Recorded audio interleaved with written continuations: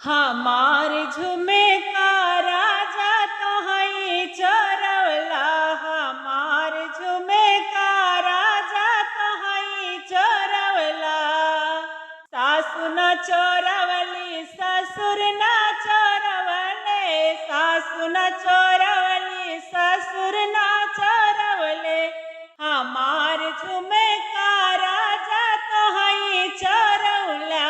हमार झुमे का राजा तो हई चोरवला। बसवा कटाई राजा डंडा गढ़उबै। बसवा कटाई राजा डंडा गढ़उबै।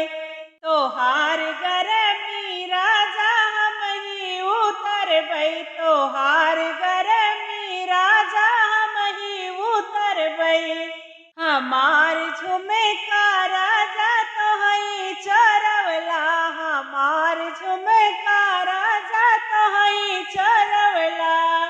जेठानी न चोरवली हो जेठ न चोरवले। जेठानी न चोरवली हो जेठ न चोरवले। हमार झुमे का राजा तो हई चोरवला।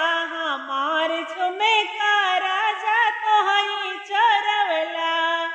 बसवा कटाई राजा डंडा बनउबै। बसवा कटाई राजा डंडा गढ़उबै। तोहार गरमी राजा हमही उतरबै। तोहार गरमी राजा हमही उतरबै। हमार झुमे का राजा तो हई चोरवला।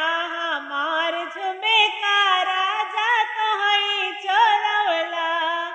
देवरान न चोरवली देवर न चोरवले। देवरान न चोरवली देवर न चोरवले। हमार झुमे का राजा तो हई चोराया। हमार झुमे का राजा तो हई चोराया। बसवा कटाई राजा डंडा गढ़उबै। बसवा कटाई राजा